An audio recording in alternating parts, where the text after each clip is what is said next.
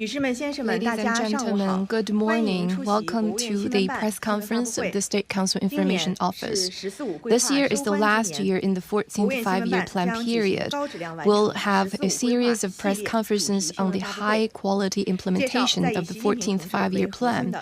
To share with you how, under the strong leadership of the CPC Central Committee with Comrade Xi Jinping at its core, we have worked to implement the 14th five-year plan and deliver fruitful results. So today is the first session of the press conferences. We have with us Chairman Zheng Shanjie of the National Development and Reform Commission to give you information on the economic and social development achievements during this period. He will also take your questions. We also have with us Vice Chairman Li Chunlin of the NDRC, Vice Chairman Zhou Haibing, and Secretary General Yuan Da of the NDRC. Now I'll give the floor to Chairman Zheng Shanjie to give opening remarks. Friends from the media, good morning. Let me begin by expressing sincere appreciation to you for your interest in and understanding and support for our work on behalf of the NDRC. So today's press conference is themed on the economic and social development achievements during the 14th five-year plan. So let me recap of what we accomplished over the past 5 years. Over the past 5 years, we've seen faster changes unseen in a century in the world, and we also have unprecedented tasks in reform, stability, and development. The CPC Central Committee with Comrade Xi Jinping at its core has charted the course. The entire nation worked in solidarity and focused the energy on running our own affairs well. We have not only withstood pressure and tests, but also made significant progress in our economic and social development, so have pressed ahead despite against all odds. Now, in less than 180 days, we will see the end of the 14th five-year plan period. Now, looking back, if we look at the main indicators in the outline of the 14th five-year plan, the economic growth, overall labor productivity, total R&D spending, and other major indicators have progressed within expectation. The urbanization rate in terms of permanent residents, average life expectancy, energy, and food composite strength, we have outdone our expectation, and plans have been implemented, and the 102 major programs and projects are implemented smoothly. On the whole, we've made groundbreaking progress, breakthrough changes, and historic achievements. China has become the most stable, most reliable, and most positive force in today's world. So I would elaborate in the following 7 aspects. First, economic development. China's overall national economic strength has significantly risen. China is a main contributor to global growth. China's GDP has crossed the 110, 120, 130 trillion RMB yuan, the 3 marks, and this year we expect it to reach around 140 trillion yuan. The increment is expected to surpass 35 trillion yuan. So what does that mean? During the annual sessions this year in March, I said that this is like creating another the economic size of the Yangtze River Delta. It is also equivalent to the combined GDP of Guangdong, Jiangsu, and Shandong, which are the top 3 provinces in terms of GDP here in China. And this increment is also higher than the GDP of the 3rd largest economy in the world. China's contribution to global growth is around 30% for many years, and for the first 4 years of the 5-year plan period, our average growth rate was around 5.5%. So given China's large economy and the increment, keeping such a high growth rate despite all the challenges and risks, is indeed unprecedented in the history of the world economy. Second, innovation-driven development. Innovation takes a central place in the 14th Five-Year Plan. This is our plan, and this is what we have done. Let's take a look at the input and output of the past 5 years. R&D spending reached a record high. Last year, the total R&D spending was nearly 50% higher than the number at the end of the 13th Five-Year Plan. The increment was around 1.2 trillion, and the intensity is 2.68%, which is close to the level in OECD countries. We have scaled one after another heights in manufacturing marvels. If we look at the sea, our homemade built aircraft carrier with electronic catapult Fujian was commissioned. The first home-built cruiser was launched, and the largest LNG transport ship was leading the world. If we look at on land, the world's first fourth-generation Shidao Bay nuclear power station was launched. And if we look at the space, the first space station, Tiangong, was up and running. The lunar probe landed on the Earth and got sampling on the dark side of the moon and got sampling. And the first home-built passenger jet C919 was up and running. So all of these firsts demonstrate major breakthroughs in our innovation, and we've been moving from to the medium and higher end of innovation. We've seen a lot of qualitative changes, moving up to higher stream and turning from a follower to a pace setter.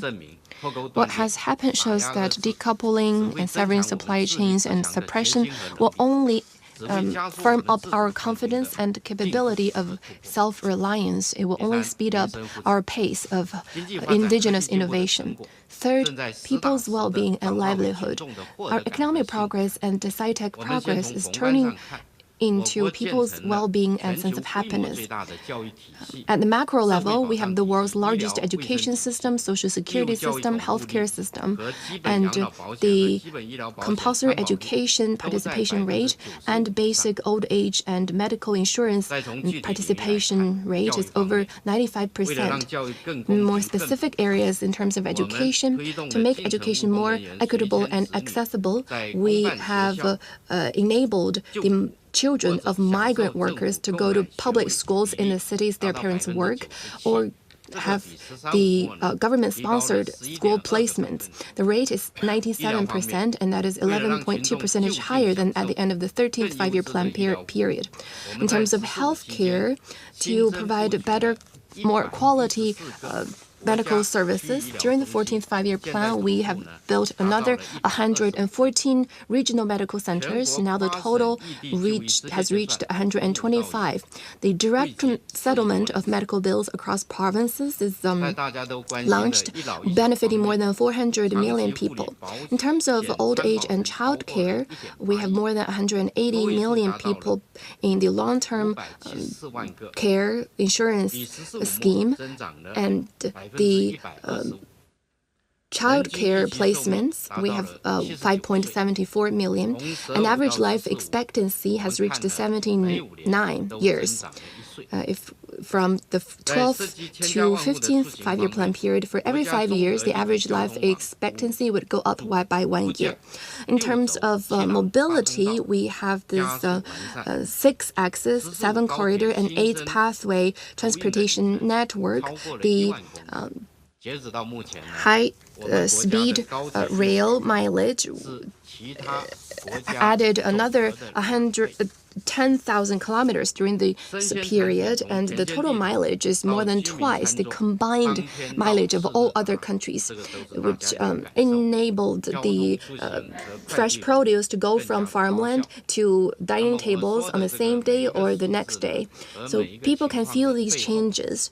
Behind all these changes and numbers, we can see the concrete improvement in people's livelihood.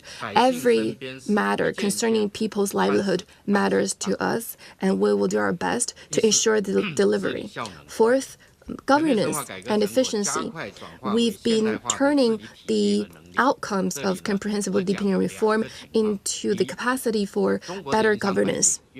Two examples. First, China is having better business environment. Now we have the basic structure of the unified national market. We have promulgated the private economy promotion law, and we've removed restrictions on foreign investment in the manufacturing sector, and the negative list in foreign investment has been slashed to 29 items. The number of private businesses increased to 58 million, which is over 40% higher than the end of the 13th five-year plan period. The second example is that we are better at mobilizing and launching into action. For example, the past January, after the earthquake happened in Dingyue, Xizang, within 30 minutes, the epicenter had seen the organization of disaster rescue, and the rescue jets arrived very soon. On the very same night of the earthquake, the people affected moved into the temporary tents and got hot meals. So that represents China's strength, China's speed, and Chinese character. We have many more examples like this. The key in improving governance and efficiency lies in enforcing strict party discipline, and we have stopped the malpractices in the past, which once deemed mission impossible, and we have solved many protracted problems and solved problems high on people's mind. The party's leadership, organization capacity, and capacity for enforcement has been rising, and the enforcing strict party discipline has provided strong political guarantee for our work. Fifth, green development. This idea of green development is deeply ingrained in people's mind, and green has become the primary color of modern China. So over the past 5 years, we've focused on greening the land, on treating pollution, efficient use of energy, and recycling. In terms of greening, the forest coverage ratio has increased to over 25%, and the newly added forest is like the area of Shanxi province contribute to 1/4 of the newly added green area in the world. In terms of treating pollution, the heavily polluted days, the ratio has been record low, and the mainstream of Yangtze River and the Yellow River, our mother rivers, has reached level 2 water standard, which is quite impressive. In terms of energy efficiency, it's more clean, it's cleaner, and we have the world's largest clean power generation system. Now, for every 3 kilowatts of power, one of that comes from a green source, and that percentage will only rise in the future. In terms of recycling, in the steel we produce every year, over 20% is recycled from scrap steel.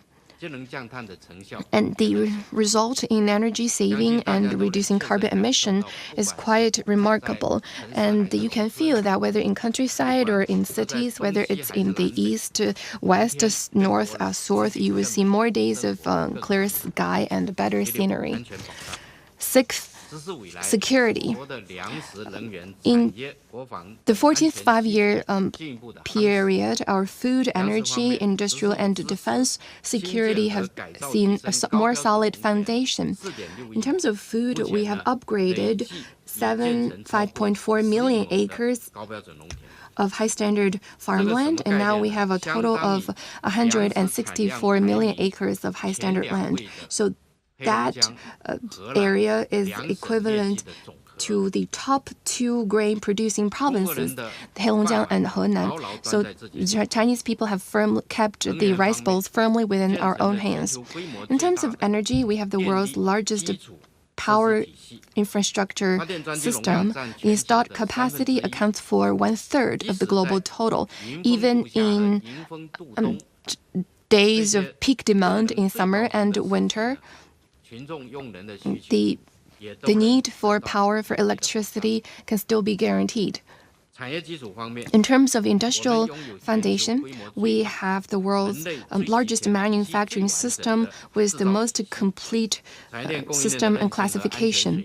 The industrial and supply chain resilience and security have been rising, and we're more confident in meeting various challenges and addressing risks. At the same time, our defense capacity is also rising in tandem with our economy, and we are better positioned to defend our sovereignty, security, and development interests. Seventh, stepping up to our responsibility as a major country. China always walks the walk. We have been taking real actions to spearhead green development, promoting common prosperity, and safeguarding fairness and justice. Our carbon peak and carbon neutrality commitment has been firmly delivered. The energy intensity has been reduced by 11.6%, and we have truly stepped up to our responsibility as a major country. We have also made new breakthrough and new outcomes in the Belt and Road cooperation together with Asian, African, and Latin American countries.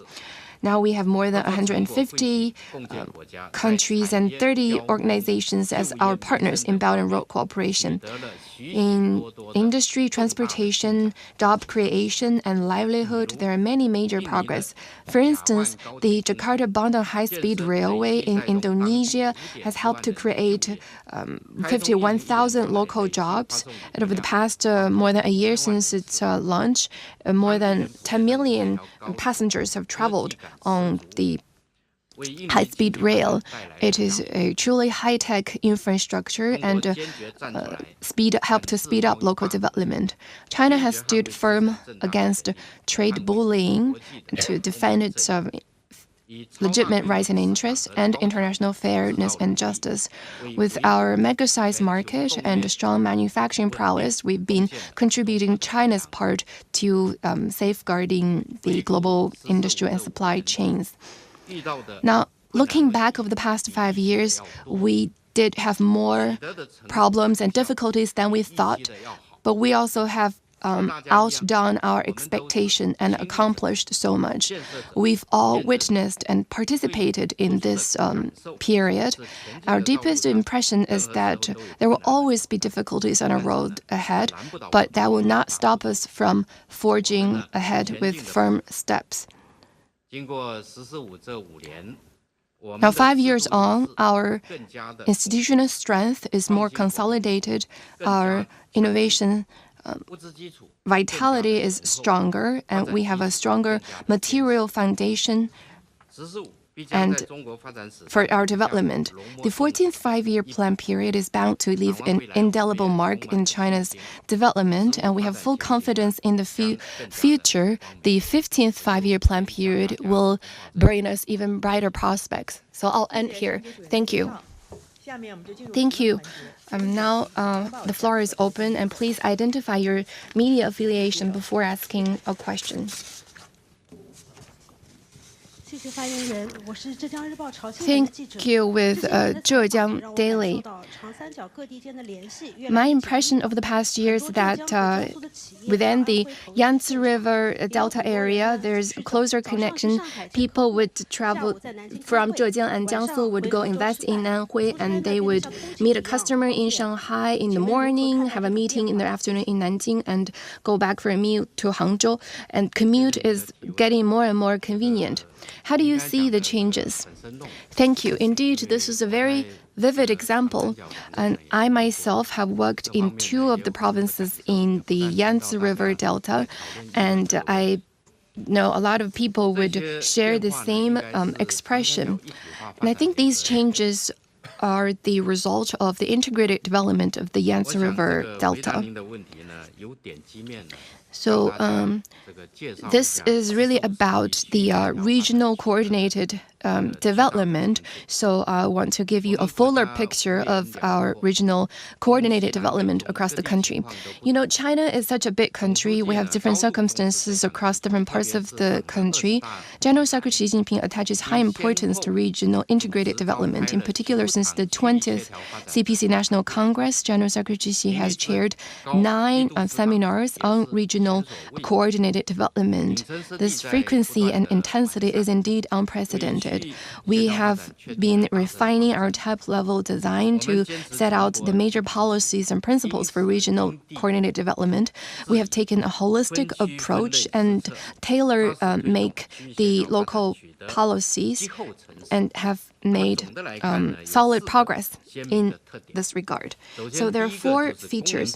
First, the functions and positionings of different regions are more clear. The different regions have their own positioning and they have more pronounced functions and better comparative strength. For instance, we have the 3 main engines driving growth. We have the Beijing-Tianjin Hebei area, the Yangtze River Delta, and the Hong Kong, Guangdong, Macau Greater Bay Area. Their driving force is getting stronger. Last year, their GDP, the GDP of the 3 regions, account for over 40% of the national total. Also, in the northeastern part of China, the role of strategic underpinning is more solid. Last year, the grain output in northeast China accounted for 25.3% of the national total, crude oil 21% of national total. The million kilowatts grade hydropower sets have been completely home built, which help to ensure our food, energy, and industrial security. Also in Hainan, we've been exploring the free trade port and promoting high standard opening up. In the first 4 years of the 14th five-year plan period, the goods and services trade increased by 31.3% and 32.3%, and the actual utilization of foreign capital is equivalent to the total for the first 32 years of the province when it's set up. Second, the development is more balanced. We've seen the development gaps across regions in an objective light and help different regions to tap their potential. For instance, the central region sits at the crossroads of the north, south, east, and west, and its resources is complementary with the eastern and western part, and the west power from the west are being transmitted to the south, and the data have been transferring from east to the west for computing, and in the western region, the China-Europe freight express has been running well and facilitating more convenient transportation. The central region can connect with over 60% with the highway trunk line and the main channels of the high-speed rail. Now, they have 18 clusters of strategic emerging industries and 23 advanced industry clusters. Industries like quantum science and technology, storage chips, and engineering machinery have been coming thick and fast. And thirdly, the regional interconnected development is more obvious. We have been leveraging our institutional strength to concentrate the resources to accomplish great things. Let me give you an example of the protection of the ecosystem along the Yangtze River and the Yellow River. For the Yangtze River, their common understanding is that we will focus on protection and not have major development. Now, in the Yangtze River, you can see the cowfish and all kinds of birds and fish. And if you will look at the Yellow River, in the Yellow River Delta 9 provinces, we created another 35 million acres of land and rehabilitated 37.8 acres of grassland. The Yellow River is getting clearer. Fourth, the dynamism is stronger. We have more regional highland with international competitiveness. For instance, the Yangtze River Delta has been moving from hard connectivity to soft connectivity in terms of joint innovation, industrial collaboration, and connected livelihood.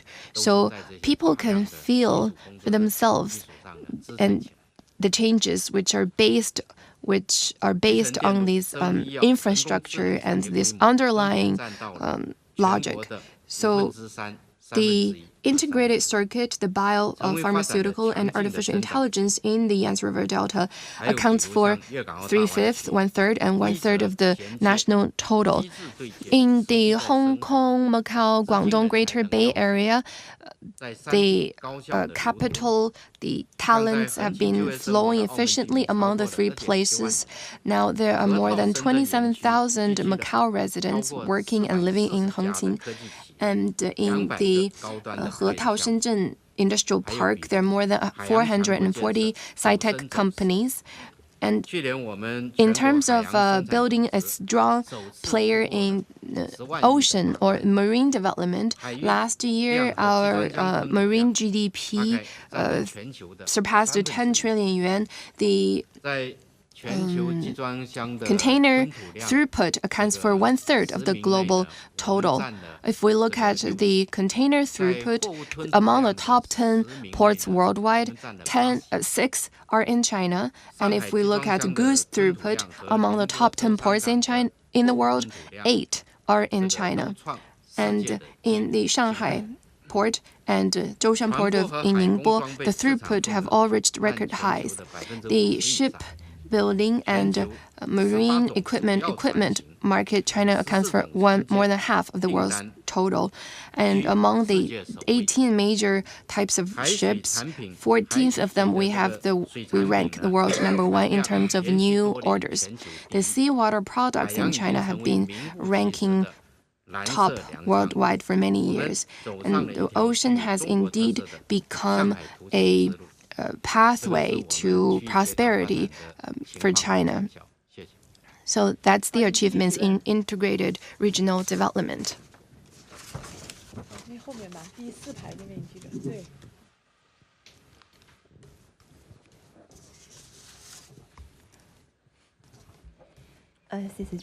Thank you. With Bloomberg, my question is, how does the NDRC see the potential growth rate of GDP and the changes of this in the next 5 years? And in boosting domestic demand, will you set goals for consumption? I'll have Secretary General Yan Da to take this question. 谢谢您的提问。您主要关注中国经济增长的动力和扩大内需的这些情况。我呢来做个简要的。This question is mainly about economic drivers and expanding domestic demand. Here I will make a brief introduction. China boasts a mega-sized domestic market with great potential for growth. Domestic demand continues to be the driver and anchor of China's economic growth. The practice of economic and social development during the 14th five-year plan period proved this again. Judging from the overall situation for the past 4 years, China witnessed the great changes of international environment, but national economy maintained an annual average growth rate of 5.5%, in which domestic demand contributed 86.4% to the total. It's fair to say that a strong domestic market is indispensable for a stable Chinese economy with good momentum momentum. Judging from the makeup of domestic demand, 3 features stand out. First, new trend. For the past 4 years, the contribution of final consumption to the Chinese economy stood at 56.2% on average, up by 8.6 percentage points compared with the 13th five-year plan period. New products, new formats, and new business models appear one after another. For instance, in goods consumption, artificial intelligence integrates into people's life and production at a faster pace. Many products are well received, including smartphones, smart furniture, smart vehicles, 360 panoramic action cameras, and AI smart glasses, among others. Many other Chinese-style products, including Hanfu and cultural products, also multiplied in sales.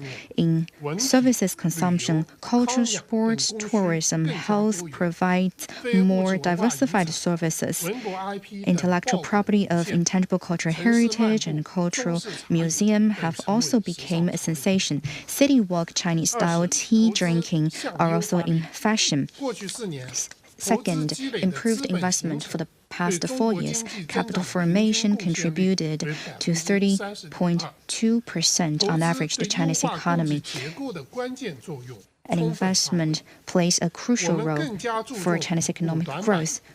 Investment focused more on weaknesses for long-term benefits. For instance, we focus more on the major difficulties in building China into a strong nation and achieving national rejuvenation, and touches on the prominent obstacles in the Chinese modernization. It is top-down and both physical and institutional, and we promoted the implementation of major national strategies and the building up of security capacity of key areas. And we also enhanced in sustainable development in growth. The growth rate of high-tech industries is faster than the overinvestment growth rate. For the past 4 years, we also provided affordable housing for 7.789 million units, offering housing for over 20 million people.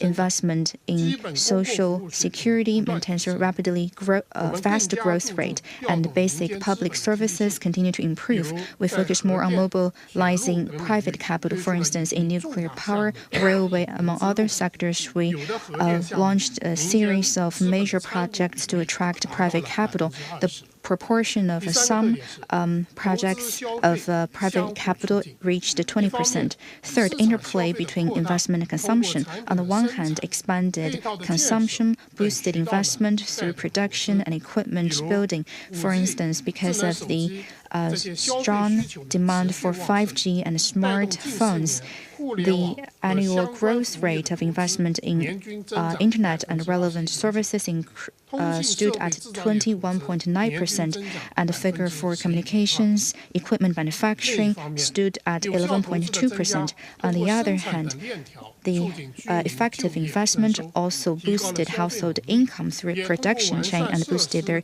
consumption capacity.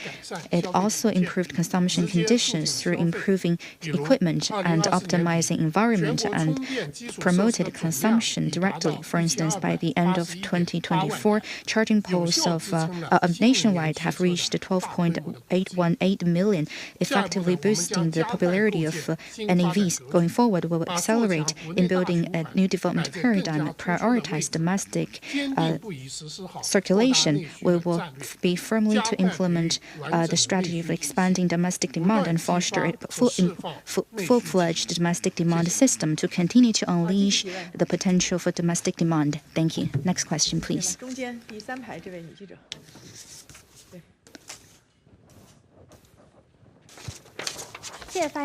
Thank you. In recent years, the manufacturing is developing infrastructure is developing very fast. What's your point on the role of infrastructure in economic and social development? The floor will be given to the Vice Chairman.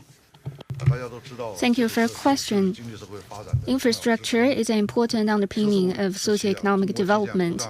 During the 14th five-year plan period, China's infrastructure has shown China's speed and quality and contributed to the people's aspirations for a better life. All of you have experienced it firsthand. I would like to answer a question by quoting 4 online comments. The first sentence is, the road network is as dense as an embroidery work. It reflects that the infrastructure network has become more well-established. On one hand, the National Comprehensive Three-Dimensional Transportation Network, its main framework featuring 6 axes, 7 corridors, and 8 channels.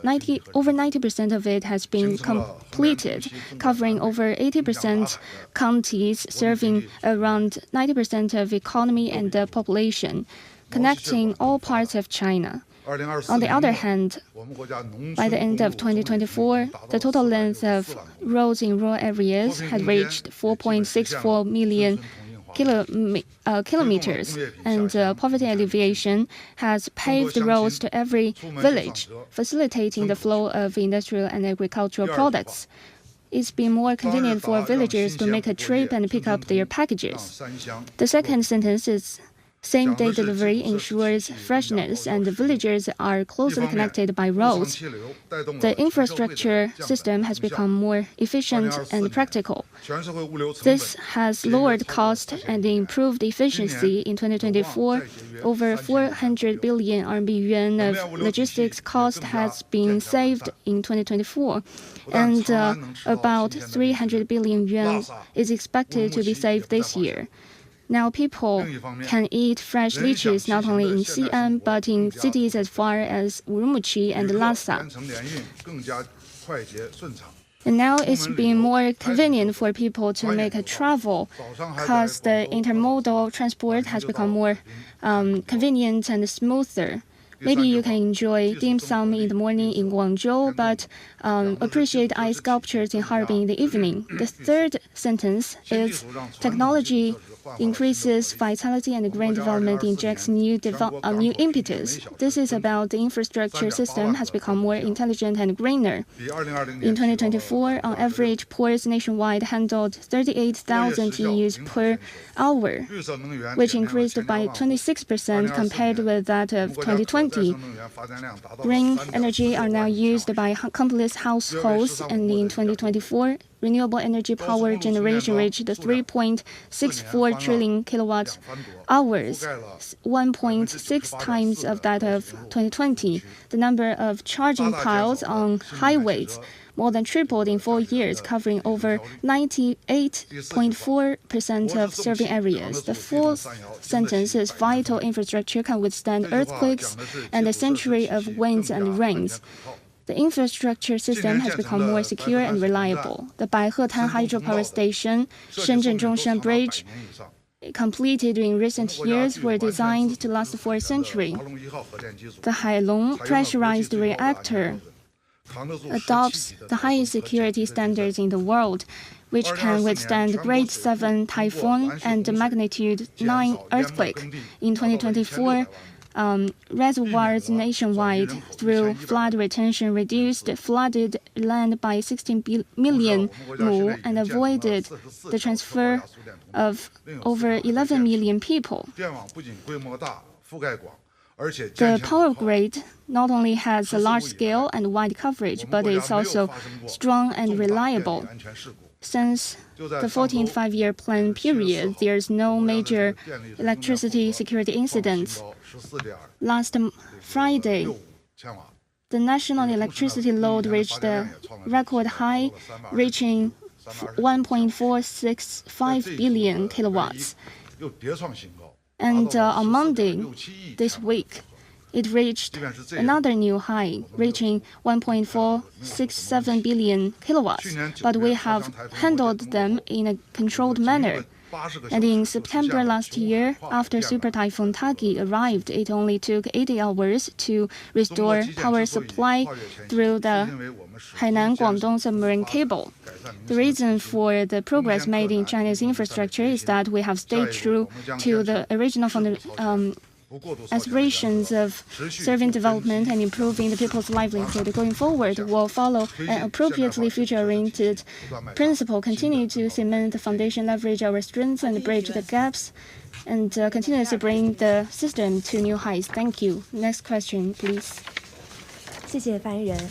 河南广电大象新闻记者提问：我们注意到这两 We 年 noticed that in recent years, many influencers overseas shared their visit to China on social media, and China's sci-tech products and trendy toys have sparked a China craze. They comment that China has spent money on construction. China has become cool. What's your opinion about that?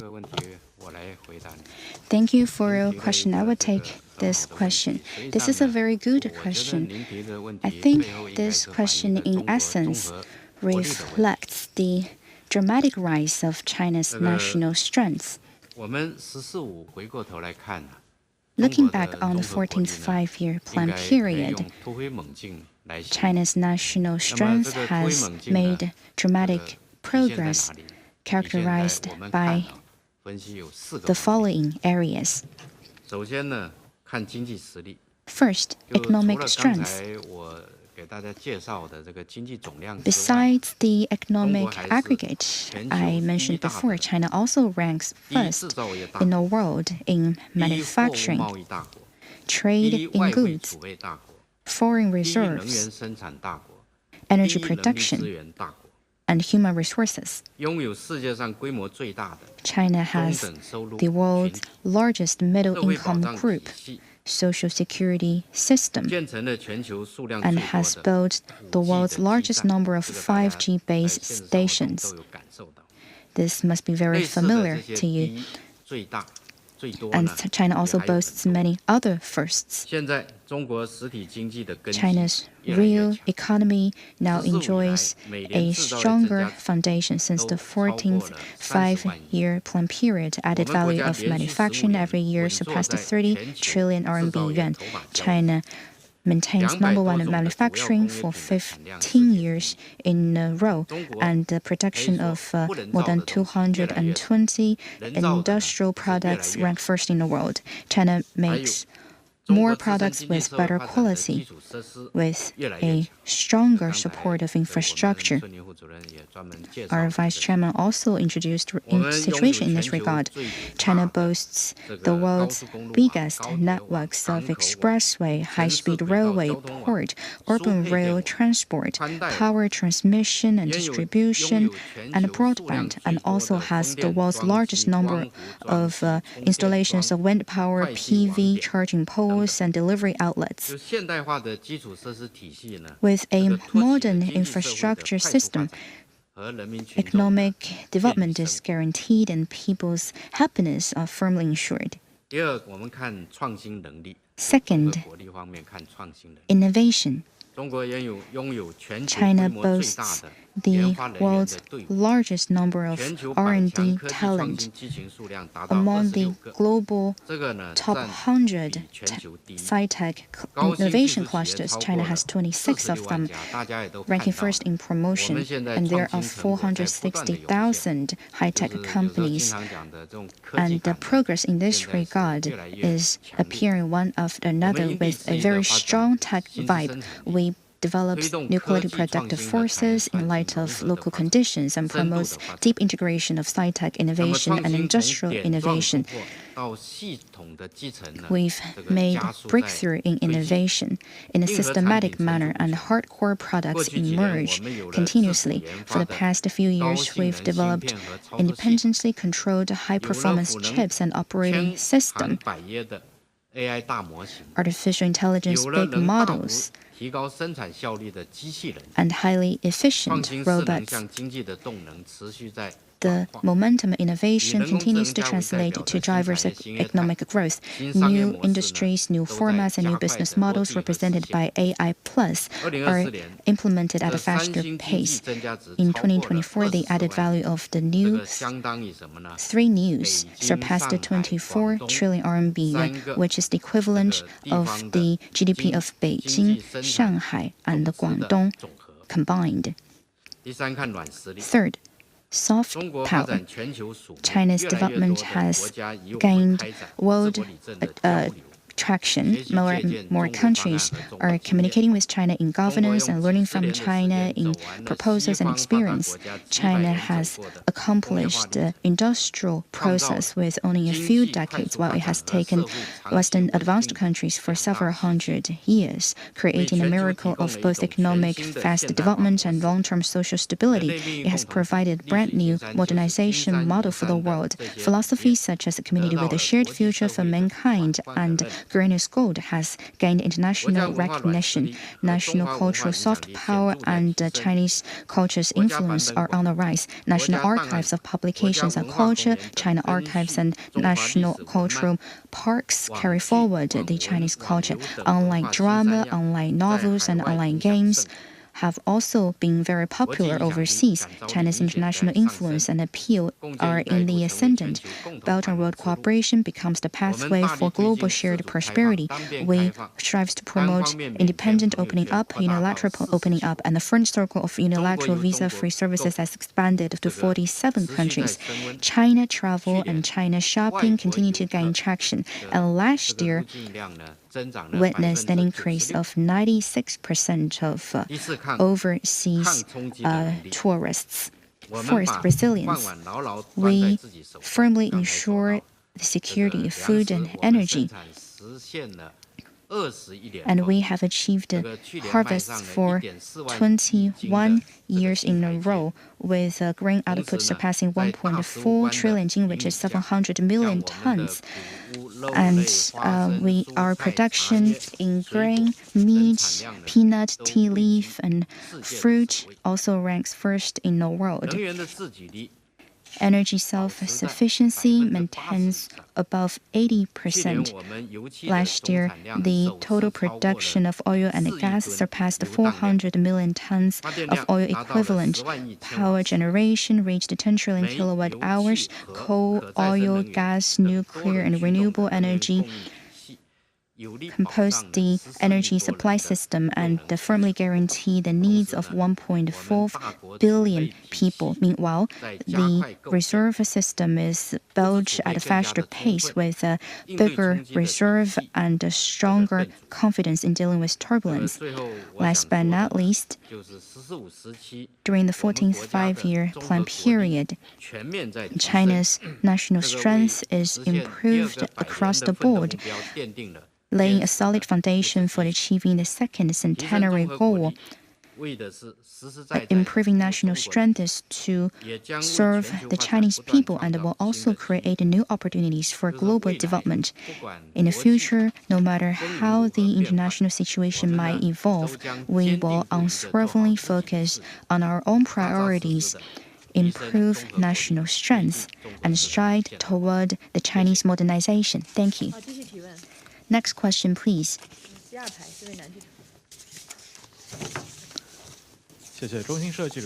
China News Agency, during the 14th five-year plan, people's needs changed a lot.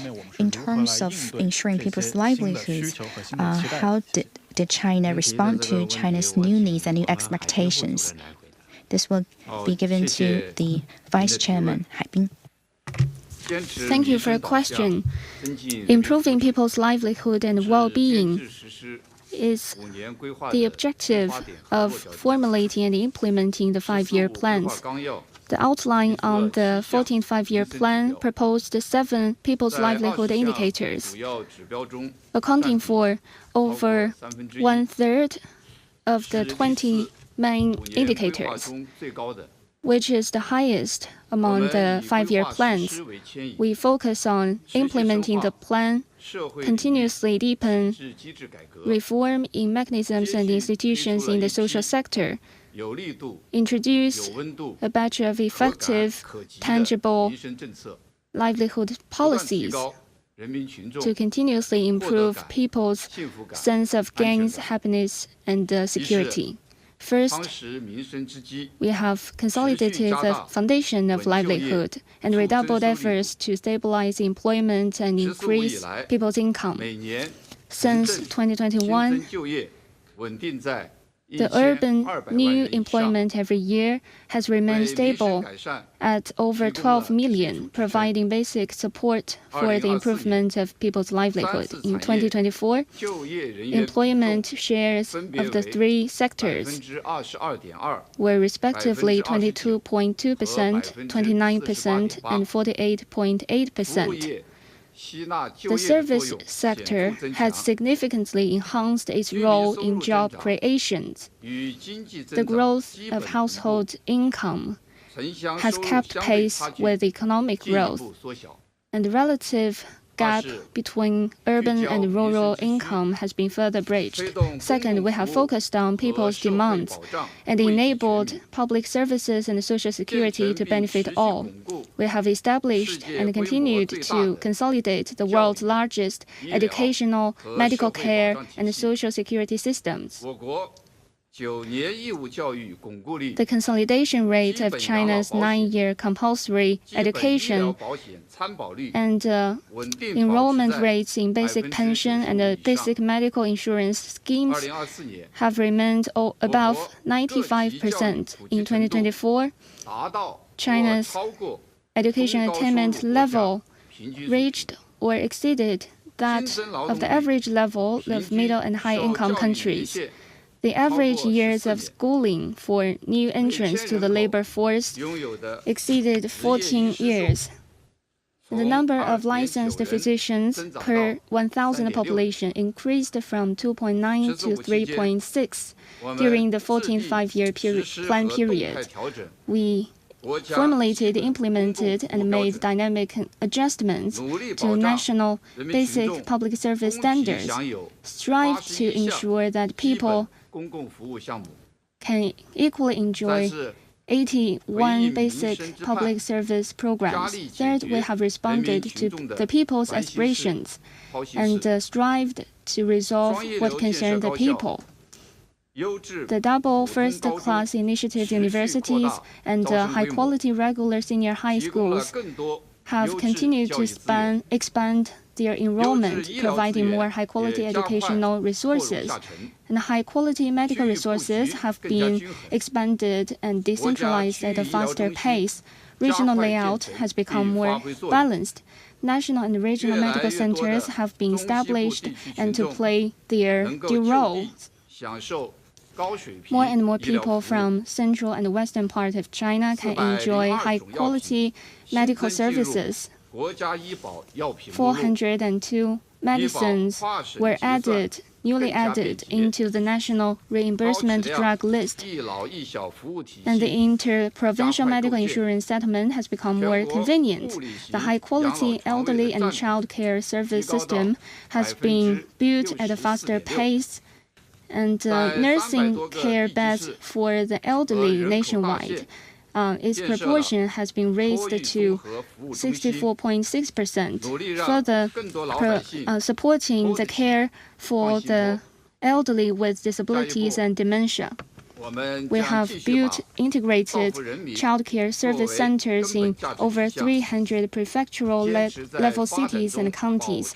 Going forward, we'll continue to protect and improve people's livelihood in the course of development, focus on resolving people's difficulties and the problems concerning them most, make more concrete and good things for the people, and deliver the gains of development to all the people in a greater and fairer ways. Next question, please. Thank you. Market News International. What was the status of foreign direct investment in China during the 14th five-year period? What are the plans for attracting foreign investment over the next 5 years? And how will China further facilitate foreign investment in the country? Thank you. 好，请翻译一下。美国国际市场新闻社提问：请问“十四五”期间，中国的外商直接投资情况如何？未来5年对外商投资的规划是什么？如何进一步促进外商在华投资？这个您提的这个问题，我请我们海滨副主任来说。This question will be answered by Vice Chairman Zhou. Thank you for question.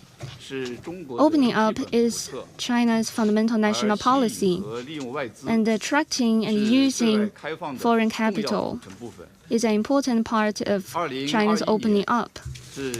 From 2021 to May 2025, the cumulative foreign direct investment in China reached 4.7 trillion RMB yuan, exceeding the total amount of that in the 13th five-year plan. Foreign invested enterprises contributed 1/3 of China's imports and exports, 1/4 of industrial value added, and 1/7 tax revenue, creating over 30 million jobs. Their vigorous development is a vivid testament to China's market-oriented, law-based, and world-class business environment, and the best acknowledgement to China's foreign investment policies. We can fully feel that.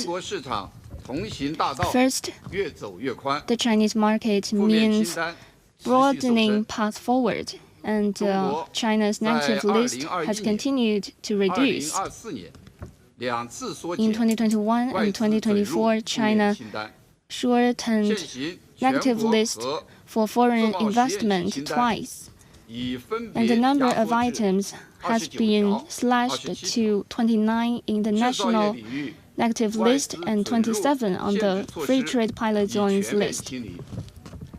The restrictions on foreign investment in the manufacturing sector have all been lifted, and restrictions on foreign investment in agriculture, service, and other sectors have been further eased.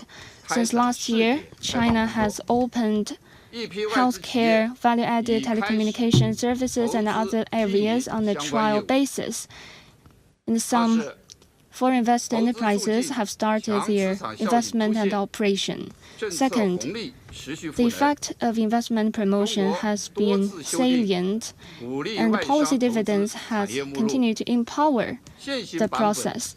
China has revised the catalog of industries encouraged for foreign investment multiple times. The total items on the current version reach 1,474, guiding foreign investment for areas including advanced manufacturing, modern service industry, high-tech, energy conservation, and environmental protection, as well as China's central and western region and northeast region. The items can enjoy preferential policies on taxation and land use in accordance with law. China implements whole process tracking service on major foreign investment projects, coordinate and solve the project's problems on land use, maritime space use, and energy use. China's unilateral visa exemption, mutual visa exemption, and visa-free transit and other policies have continued to expand, providing facilitation for foreign investors' visit to China. Third, the business environment in China is just, and enterprises can give full play to their strengths. China fully guarantees the national treatment for foreign investment enterprises and create a policy environment where foreign investment enterprises can enjoy transparent rules and equal opportunities. For example, the policies we are advancing treat domestic and foreign invested enterprises as equals. And we have strengthened IPR protection, revised the patent law implementation regulations, roll out fair competition review regulations, provisions on handling foreign-related IP disputes, continuously increased law enforcement efforts to address rights infringement concerning foreign investment enterprises.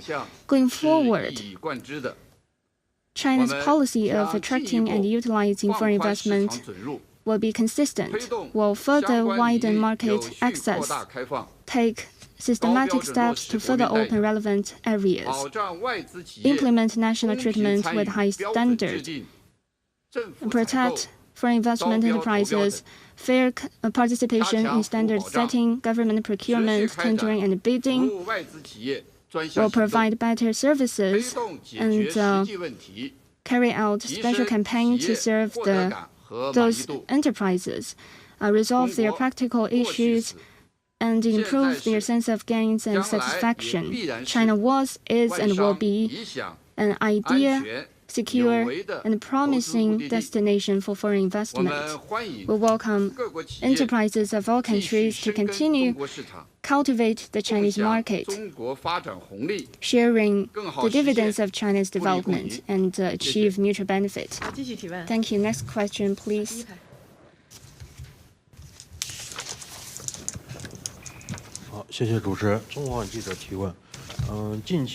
Recently, we noticed that the NDRC and other departments are carrying out a campaign to remove barriers, and the Supreme People's Court has made the first guiding case according to the private economy promotion law. And what is the progress that the NDRC has made in the past 5 years in terms of the reform of economic system? Thank you for your question. Reform is a central task and objective in the 14th Five-Year Plan. The period is an important historic period to pour strength for reform. We have focused on key areas and key links to promote the reform tasks set at the third plenary session of the 20th CPC Central Committee. The effects can be shown in the following 4 aspects. First, we focus on making economic circulation smoother and accelerating to build a unified national market. We have released 5 editions of negative list for market access. The items on the list has been reduced from 151 to 106. We have removed over 4,000 regulations and practices that impede the unified national market and fair competition. We focus on improving the core competitiveness, improve industrial layout, strengthen local restraint, regulate competition order to regulate irrational internal competition.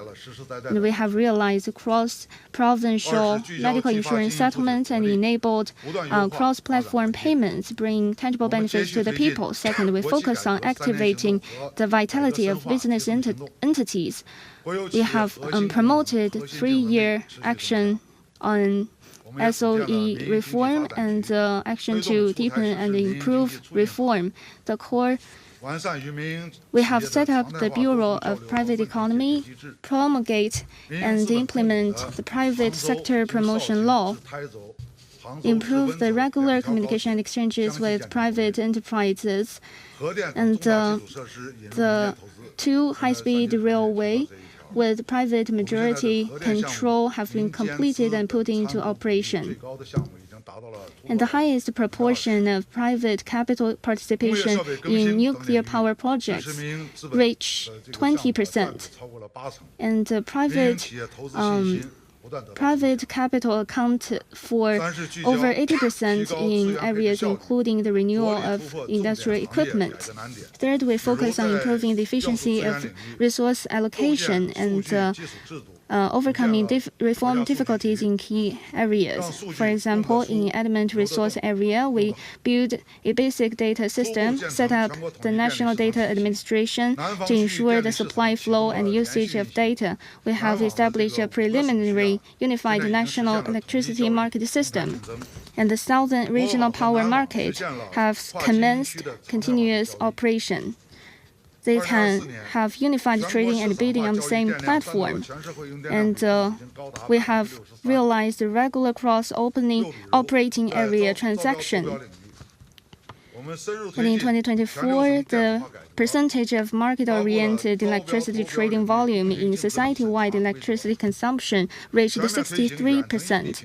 And in terms of tendering and bidding, we have issued the fair competition review regulations in tendering and bidding, and conducted remote operations and mutual recognition of digital certificates. Fourth, we focus on improving the effect of comprehensive reform and encourage localities to make pioneer efforts. We support Shanghai's Pudong District, Shenzhen, Xiamen, and other comprehensive reform pilots to make active explorations, introduce 88 innovation measures, and provide more replicable reform experience. And for the experiments and pilot programming, Xiamen, we have held a press conference before. And we have a reform in employment services to make everything done in one go. We have made great progress in comprehensively deepening reform, but there's still a long way to go. Going forward, we'll firmly implement the decisions of the CPC Central Committee, focus on deep-seated problems, make all-out efforts, because now reform has been in a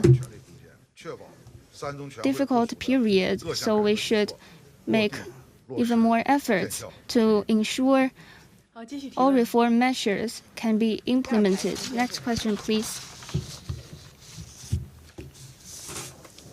谢谢发言人。新华社新华财经记者提问：我们注意到， Xinhua News Agency noted that China has built the world's largest renewable energy system. So, in terms of promoting the comprehensive green transition in socioeconomic development, what are the other outcomes? Thank you for your question. During the 14th five-year plan period, all regions' departments have implemented important philosophy of lucid waters, and lush mountains are invaluable assets. China's economic and social development and comprehensive green transition has made notable progress, in particular in the following areas. First, increased efficiency of resources utilization. We increased supply and reduced consumption and implemented a strategy of comprehensive conservation. We strive to develop circular economy and strike the right balance of economic, social, and environmental benefits. In 2024, energy consumption per unit GDP was down by 11.6% compared with the end of the 13th five-year plan period, and is one of the countries with the fastest energy intensity decline. In resources utilization in 2024, the output rate of main resources increased by about 12% compared with the end of the 13th five-year plan period. A total of 268 million tons of waste was incinerated and treated, up by 83.6% compared with the end of the 13th five-year plan period. And the urban waste is effectively resolved. Second, improved ecological environment. We made sustained efforts to win the battle against pollution, strengthened ecological protection and restoration. The arteries of Yangtze River and the Yellow River has reached Class 2 water quality standards. As the national land greening program is advanced, China has led the world in both speed and scale of greening. Third,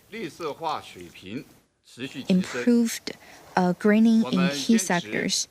We optimized existing resources and expanded new growth, and accelerated the development of green and low-carbon sectors. On the one hand, the efficiency benchmark capacity in energy-intensive sectors was up by 6 percentage points compared with the end of the 13th five-year plan period. On the other hand, we have built the world's largest and fast-developing renewable energy system. At the end of May this year, the installed capacity of renewable energy reached 2.09 billion kilowatts. Compared with the 934 million kilowatts at the end of the 13th five-year plan period, it has more than doubled. Fourth, we continue to change lifestyle to make it greener.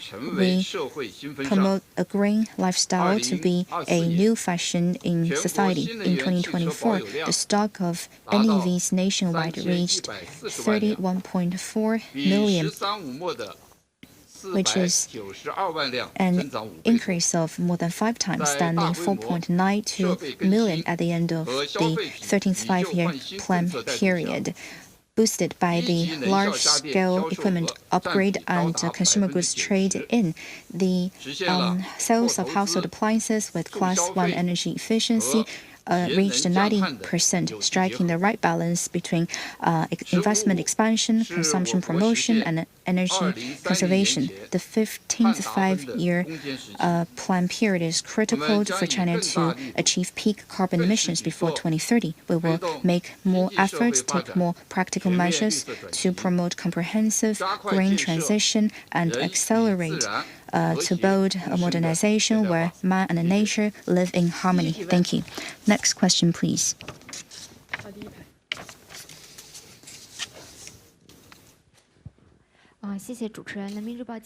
People's Daily.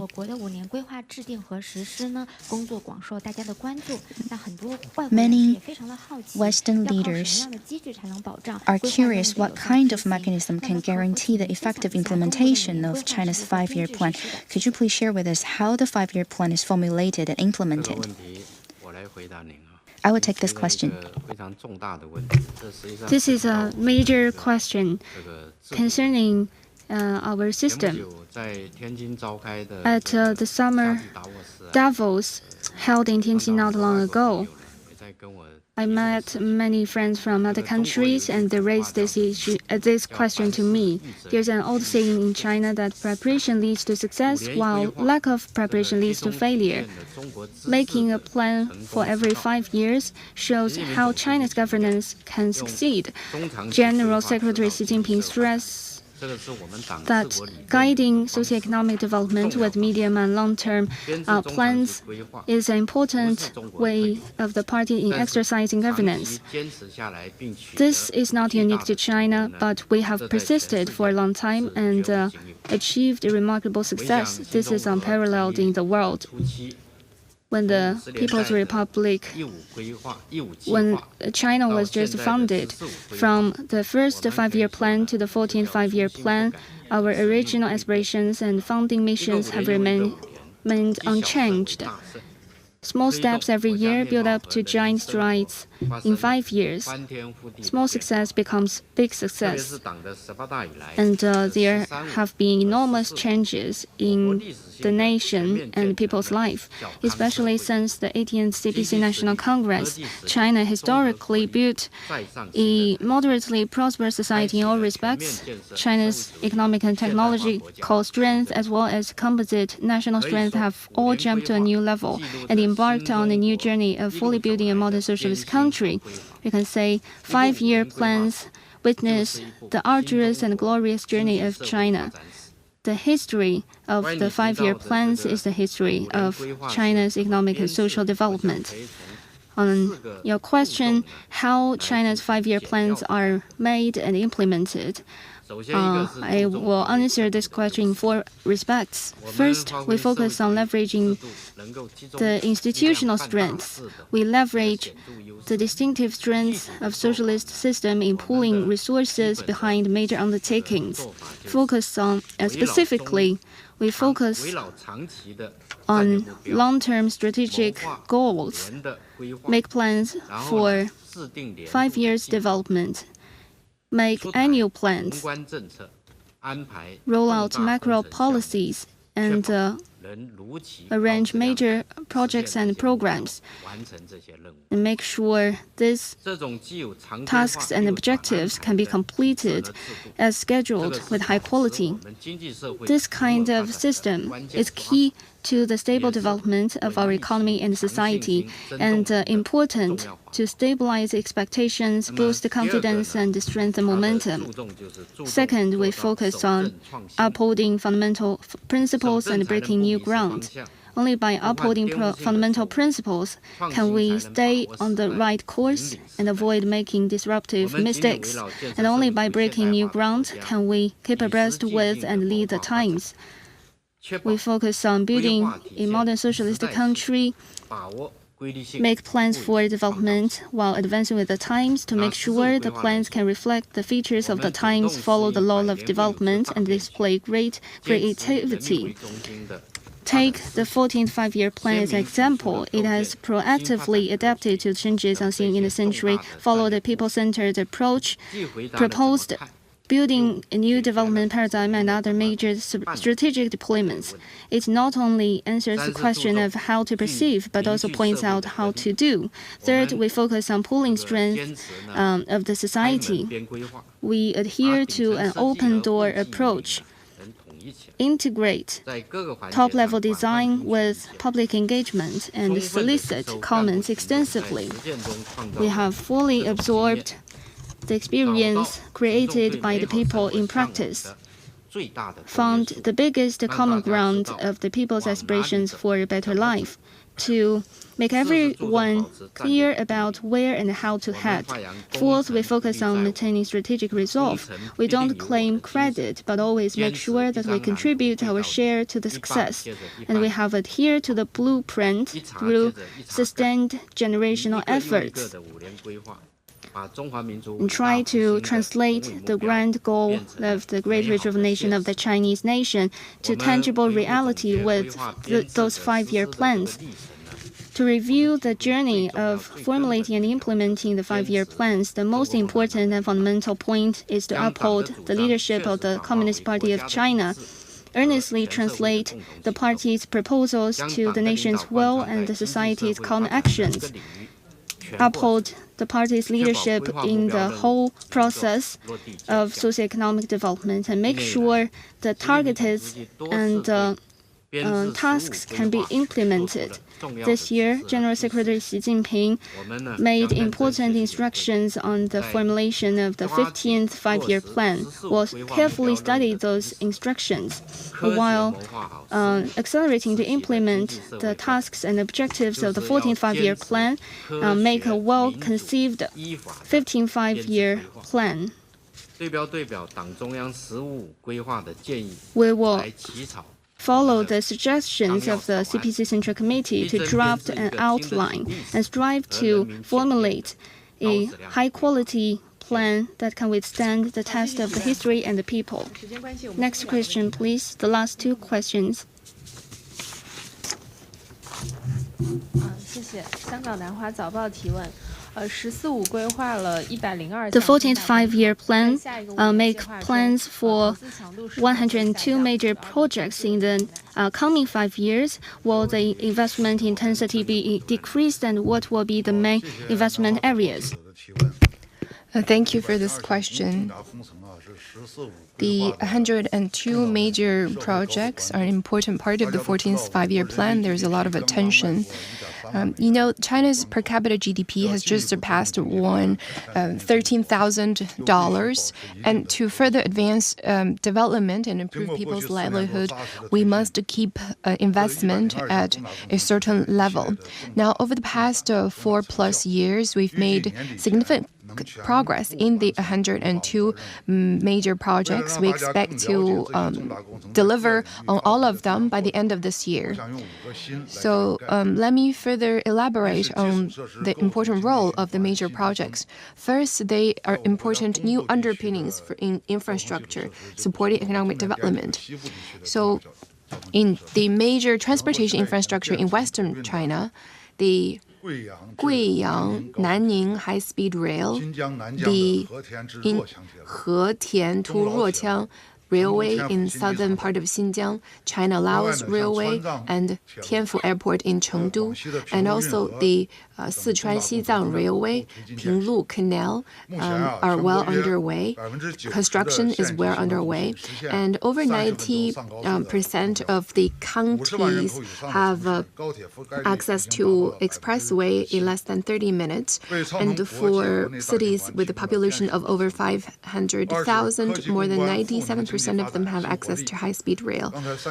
All of these infrastructure have provided important underpinning for the domestic international circulation.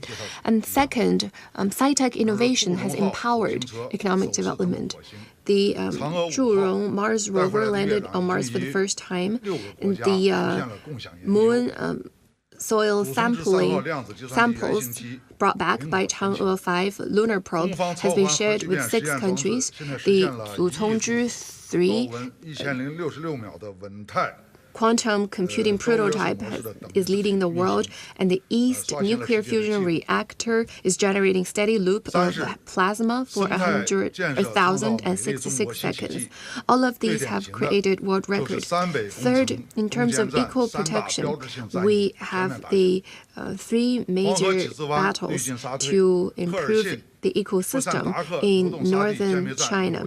In the Yellow River area, the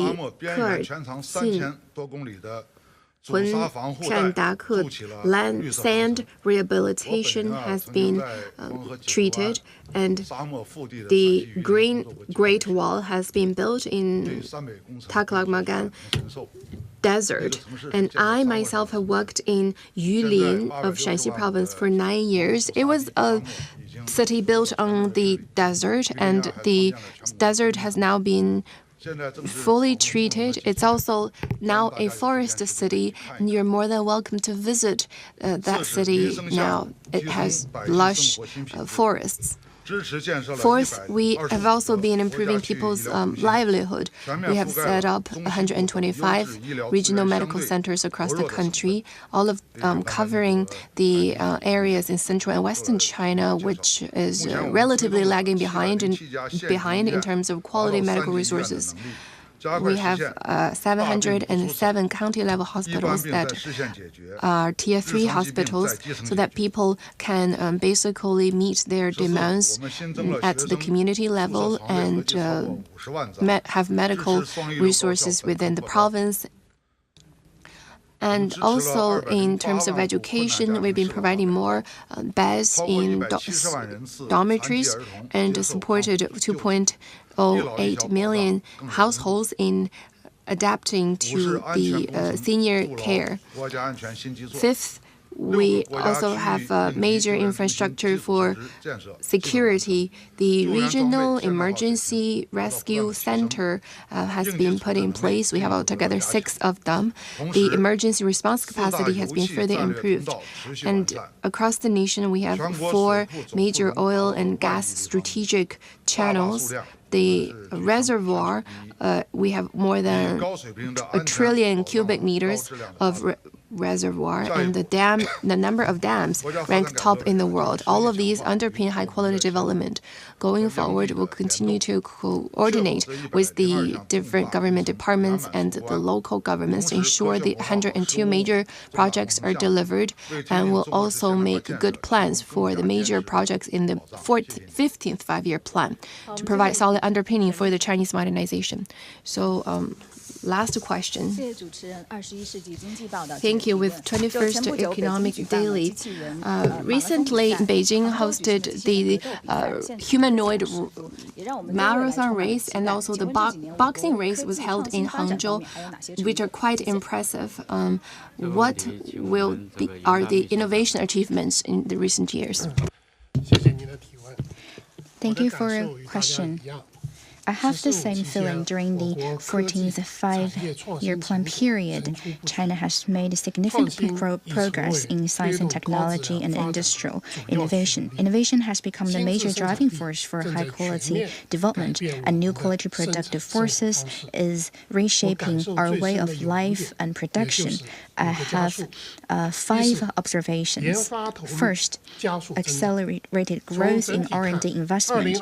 Overall speaking, in 2024, the proportion of R&D investment of GDP increased to 2.68%, with a size of 3.6 trillion RMB yuan, ranking second in the world.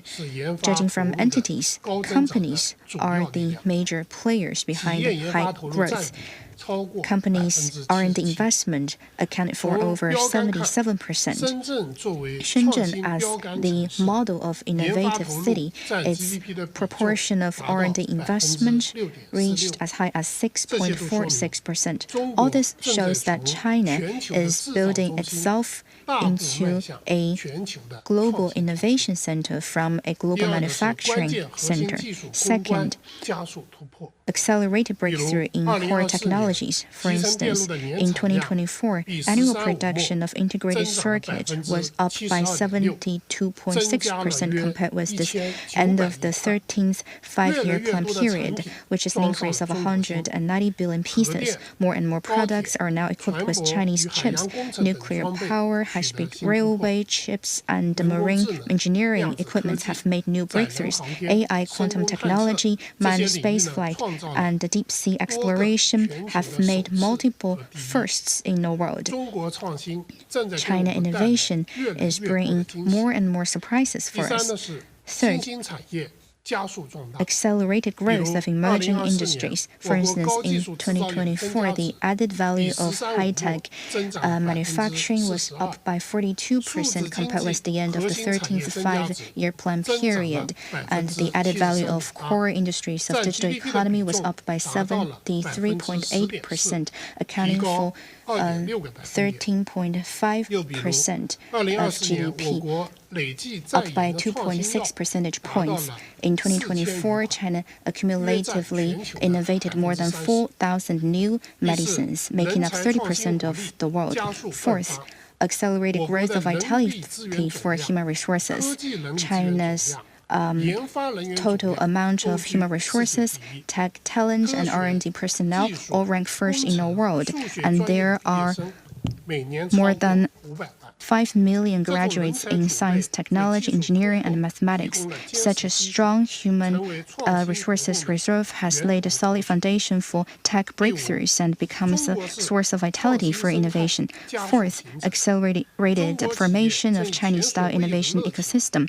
Chinese companies are actively forging and deeply integrating into an open-source ecosystem and promoting the interplay of technological innovation, application development. It has formed a unique technological development pathway and innovative ecosystem. For instance, we deeply implemented AI Plus initiative and promoted the integration of AI into different sectors and people's life. The industrial in-depth vertical application has become a unique Chinese feature. Going forward, we will, in light of the plans of the Central Party Committee, firmly implement the strategy of innovation-driven development, promotes the deep integration of sci-tech innovation and industrial innovation, and coordinates the development of education and tech talent, and foster the sound environment for innovation, accelerate to achieve the independence and strengthening of high-end technology so that technology can change the future and benefit the world. Here I want to make some additions. For the past 5 years, it is no easy task. It is not easy for us to share with you all the developments for the achievements of the past 5 years. So later we will provide to you the data, cases, and all the materials in this regard. We also hope that we can get your support. Thank you. Thank you for coming. That will mark the conclusion of today's press conference.